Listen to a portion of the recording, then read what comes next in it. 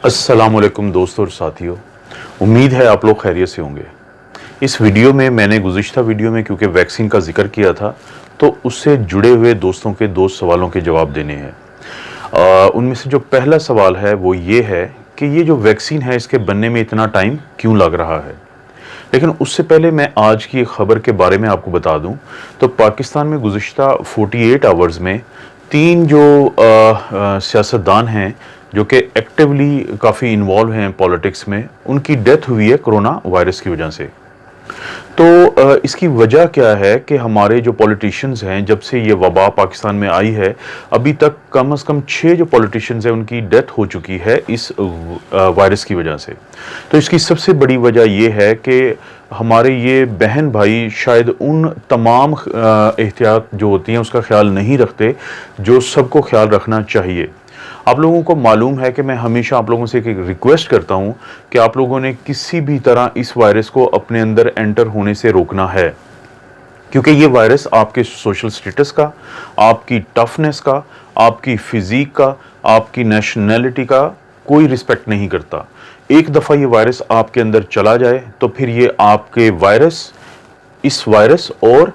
जो immune system है हमारे जिस्म का, ये उसके दरमियान की जंग है कि कौन जीतता है। और हमारे सियासतदानों का प्रॉब्लम ये है कि ये बेचारे लोगों के सामने टफ नज़र आना चाहते हैं, मजबूत नज़र आना चाहते हैं। इसलिए देखें कि जब ये किसी शादियों पे जाते हैं, किसी के फोत होने पे जाते हैं या किसी सोशल गैदरिंग्स पे जाते हैं, तो ये वहाँ पे कमज़ोर नज़र आना नहीं चाहते, तो शायद वो एहतियाती तदाबीर का ख्याल नहीं रख सकते जो बहुत ज़रूरी है इस वायरस से बचने के लिए। आप सिर्फ एक मिसाल से समझें कि अगर एक सड़क आपने क्रॉस करनी है और वहाँ पे ट्रैफिक आ रही है, तो आपके पास 2 ऑप्शन हैं। एक तो ये है कि आप बगैर किसी एहतियात के सड़क को क्रॉस करने की कोशिश करें, और दूसरा ये है कि आप इंतहाई मुहतात तरीके से ट्रैफिक के बहाव को देखते हुए, और जब रोड पे बहुत ज़्यादा गाड़ियां ना हो तो उस वक्त क्रॉस करें। तो दोनों में आपके एक्सीडेंट होने के चांसेस का बहुत फ़र्क पड़ेगा। इतनी ही एहतियात हमने बहुत ज़रूरी करनी है इस वायरस के ख़िलाफ़।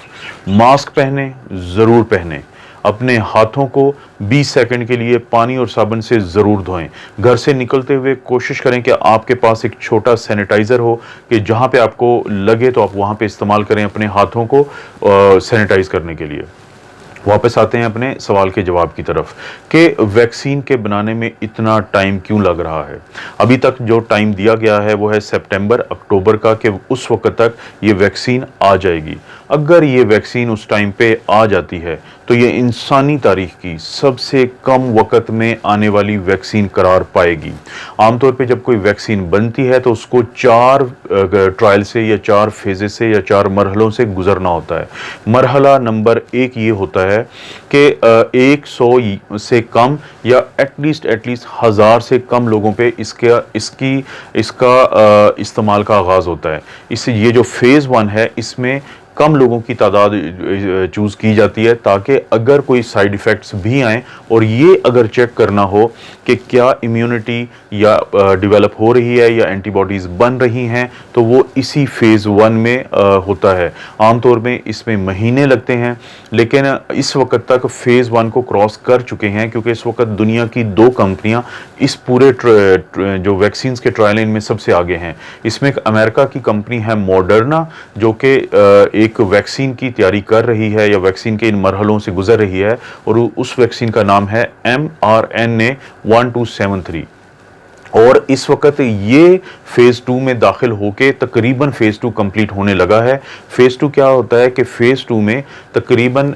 100 से लेके 1000 तक लोगों को चूज़ किया जाता है, उनको ये वैक्सीन दी जाती है, और उनमें देखा जाता है कि क्या ये काम करती है, ये इम्यूनिटी दे रही है, एंटीबॉडीज़ बना रही है, और किस हद तक ये सेफ़ है। और फेज़ 2 में उन लोगों को भी चुना जाता है जो एट रिस्क होते हैं, जो हॉस्पिटल्स में काम करते हैं, जिनकी उम्र ज़्यादा हो सकती है,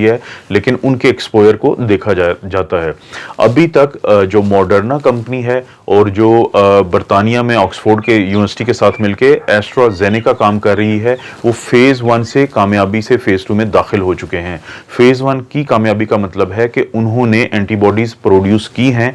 उतनी या फिर सेकेंड डोज के बाद उससे ज़्यादा जो आमतौर पे उन मरीजों में होती है जो रिकवर करते हैं कोरोना से, जो कि इंतहाई खुश आइंद बात है। अब ये दोनों कंपनीज, क्योंकि टोटल 5 ऐसी कंपनीज हैं जो दुनिया में वैक्सीन बनाने की रेस में सबसे आगे हैं, जिसमें मॉडर्ना है, जिसमें एस्ट्राजेनेका है, जिसमें मर्क है, जिसमें फाइजर है और जिसमें जॉनसन एंड जॉनसन है।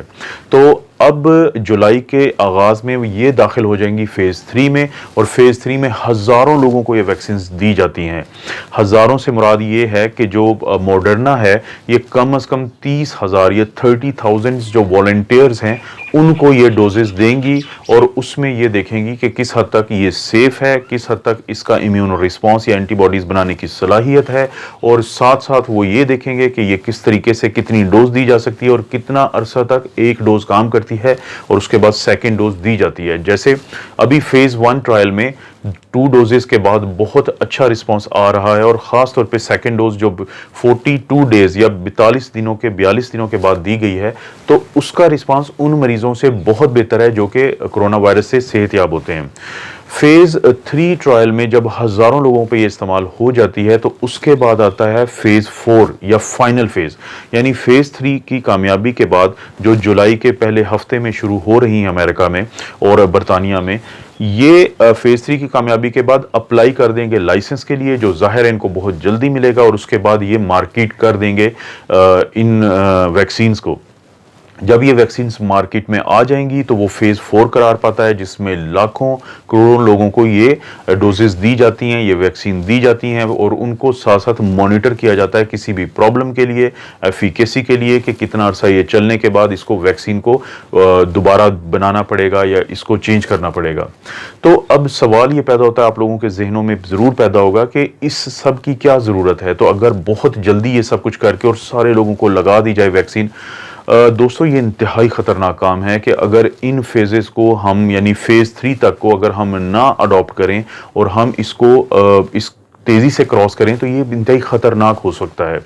क्योंकि 2016 में ये वाक़या हो चुका है फ़िलिपाइन में। वहाँ पे जब डेंगू, आप सब जानते हैं कि डेंगू बहुत ख़तरनाक वायरस है और उसकी वबा फैली हुई थी ख़ास तौर पे गर्म मुल्कों में, जिसमें पाकिस्तान, इंडिया भी शामिल हैं। तो फ़िलिपीन में इलेक्शन ईयर्स था, वहाँ पे इसकी एक जो वैक्सीन है, एक फ्रांसीसी बहुत मशहूर कंपनी है सनोफी पैस्ट्यूर, तो उसने एक लॉन्च की, क्योंकि वहाँ के पॉलिटिशियंस चाहते थे कि जल्दी से ये लॉन्च की जाए। इसके क्लिनिकल ट्रायल या फेजेस पे बहुत ज़्यादा तवज्जो ख़ास तौर पे बच्चों को लेकर नहीं दी गई, और इस वैक्सीन का जो नाम था वो था डेंगवैक्सिया। ये जब कम से कम बच्चों में लगी जिनके ट्रायल को बहुत एहतियात से कंप्लीट नहीं किया गया था, तो वहाँ सिर्फ इस वैक्सीन के साइड इफ़ेक्ट की वजह से 600 या 600 बच्चे जो हैं उनकी डेथ हुई। और आज भी ये फ्रांसीसी कंपनी जो सनोफी है वो वहाँ की अदालतों में धक्के खा रही है। तो कोई भी कंपनी दुनिया में रिस्क नहीं लेना चाहती कि जो अरबों इंसान हैं उनको ये वैक्सीन दे दी जाए इन 4 क्लिनिक या कम से कम 3 क्लिनिकल जो ट्रायल्स हैं या 3 जो फेजेस हैं उनको अबूर किए बगैर। दूसरा सवाल बहुत अहम है, वो ये है कि अगर ये वैक्सीन लगाएंगे तो वैक्सीन से तो किसी को भी नुकसान हो सकता है, उसको ये बीमारी आ सकती है। दोस्तों आप जहन में रखें, मैंने पहले भी एक वीडियो में बताया था कि वायरस जब पूरी अपनी कंप्लीट शक्ल में होता है, जिसमें इसका RNA है, जिसमें उसके बाद इसकी लिपिड की लेयर है, उसके अंदर 3 इंतहाई अहम प्रोटीन्स हैं जिसको हम M या मेम्ब्रेन प्रोटीन, E या इन्वेलप प्रोटीन और S या स्पाइक ग्लाइकोप्रोटीन कहते हैं। जब ये इकट्ठा वायरस हमारे जिस्म में दाखिल होता है तो ये इंतहाई ख़तरनाक होता है। लेकिन वैक्सीन का एक असूल है कि हम इसके कुछ हिस्सों को तोड़ के किसी एक हिस्से को वैक्सीन के तौर पे इस्तेमाल करते हैं, जिसको हम एंटीजन कहते हैं। एंटीजन का मतलब है एंटी है एंटीबॉडी से और जन है जनरेटर, यानी ये वो हिस्सा होगा जब हमारे जिस्म में ये वैक्सीन की शक्ल में जाएगा तो ये एंटीबॉडीज़ को प्रोड्यूस करेगा। और सबसे ज़्यादा तवज्जो लोगों की S या स्पाइक ग्लाइकोप्रोटीन है, जिसकी मदद से ये वायरस हमारे जिस्म में जाके सेल्स के साथ अटैच होता है। अगरचे जो मॉडर्ना है वो इसका RNA इस्तेमाल कर रहा है ताकि उसको इस्तेमाल करें और ये जो वैक्सीन बनाने की स्पीड है या वैक्सीन बनने का जो अमल है वो जल्दी से जल्दी सर अंजाम पाए। अब चांसेस ये लग रहे हैं, तो पहले मैं इस बात का जवाब कंप्लीट कर लूँ कि जब आप इनके हिस्सों का इस्तेमाल करते हैं, जो अक्सर कंपनीज क्या करती हैं वैक्सीन बनाते हुए कि इनके किसी एक हिस्से को इस्तेमाल करेंगी, उसको ग्रो करवाएंगी लेबोरेटरी में और और उसको फिर वैक्सीन के तौर पे जब फेज़ 1, फेज़ 2 और फेज़ 3 में वो इस्तेमाल करती हैं तो इसकी बीमारी पैदा करने की सलाहियत यानी पैथोजेनिसिटी तो ख़त्म हो चुकी होती है, लेकिन इसकी एंटीबॉडीज़ बनाने की सलाहियत यानी एंटीजेनिसिटी वो बरकरार रहती है। तो जिसकी वजह से इंतहाई कम चांसेस होते हैं कि किसी को बीमारी हो जाए इससे। और बाज़ औक़ात कुछ सूरतों में हम पूरा वायरस इस्तेमाल करते हैं, लेकिन उसको ऐसे प्रोसेस करते हैं कि ये इंतहाई कमज़ोर हो जाता है, जिसको हम कहते हैं लाइव अटेन्यूएटेड। तो ये जब लाइव अटेन्यूएटेड शक्ल में भी अंदर दाखिल होता है हमारे जिस्म में वैक्सीन के तौर पे, तो इंतहाई कम चांसेस होते हैं कि ये वायरस दोबारा एक्टिव होकर बीमारी कर सके। लेकिन जब हम इसके किसी एक पोर्शन को यानी एस ग्लाइकोप्रोटीन, एम प्रोटीन, ई प्रोटीन या इसके आरएनए के किसी एक पोर्शन को इस्तेमाल करते हैं तो इस वैक्सीन को कहते हैं सब यूनिट, और इंतहाई कम चांसेस होते हैं कि ये हमारे जिस्म में जाके बीमारी कर सके। हाँ, ये हो सकता है कि, और आपको शुरू से पता है कि जब भी बच्चों को भी वैक्सीन लगती है तो उनको 1-2 दिन के लिए फीवर होता है, बुखार होता है या जिस्म में दर्द होता है। ये एक नेचुरल रिस्पॉन्स होता है जिस्म का, क्योंकि ये सारी चीज़ें फ़ौरन हैं, ये बाहर से आती हैं, ये जिस्म का इम्यून सिस्टम ये समझता है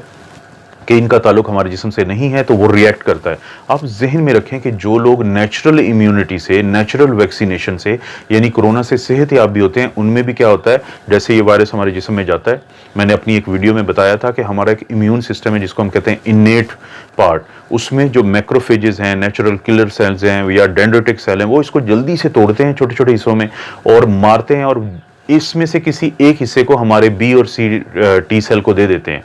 टी सेल को जब ये पेश करते हैं तो वो इस हिस्से को थोड़ा प्रोसेस करके बी सेल को देता है, वो फिर एंटीबॉडीज बनाता है। इसी अमल को हम इस्तेमाल करते हैं जब बाहर से अंदर देते हैं, तो इसको कहते हैं वैक्सीन। आप अपना ख्याल रखें, ये बहुत ज़रूरी है, क्योंकि इस वक्त हम ख़ास तौर पे मैं पाकिस्तान के कॉन्टेक्स्ट में बात कर रहा हूँ, हम उस तूफ़ान जिसको हम कोरोना वायरस की वबा कहते हैं, हम उसके बिल्कुल सेंटर में पहुँचे हुए हैं, जिसे कहते हैं आई ऑफ द स्टॉर्म। आप जहन में लाएं कि जब तूफ़ान कोई आता है तो एक उसका शुरू का हिस्सा होता है, एक उसका बिल्कुल वो होता है जिसमें बहुत ज़्यादा प्रेशर होता है हवा का, और एक होता है एंड का। और जब दरमियान में जब आप एक ऐसे माहौल में पहुँचे होते हैं कि जब वो तूफ़ान बहुत ज़्यादा होता है, तो आप अपने आप को बचाने की कोशिश करते हैं, अपने सामान को बचाने की कोशिश करते हैं, और आपके जहन में होता है कि ये तूफान, ये झक्कड़ चला जाएगा। आप मिसाल ले लें इटली और न्यूयॉर्क की, वहां पे ये आया था तूफान, वो इस आई ऑफ द स्टॉर्म में गए थे, लेकिन अब वहां पे सुकून हो गया है। ये वायरस ऐसे ही करता है, ये अगर पाकिस्तान में इस वक्त तूफान है तो ये गुजर जाएगा और इंशाल्लाह बहुत जल्द गुजरेगा। लेकिन आपका ये फ़र्ज़ है कि आप अपनी और अपनी फैमिली की हिफाजत करें इस तूफ़ान से, इसके मुज़र असरात से आपने बचना है। और उसका तरीका क्या है, वायरस को अपने अंदर मत जाने दें, पूरी प्रिकॉशंस करें, अपना और अपनी फैमिली का ख्याल रखें। अल्लाह ताला आपको और आपकी फैमिली को किसी भी किस्म की बुराई, बीमारी और आजमाइश से महफूज रखे।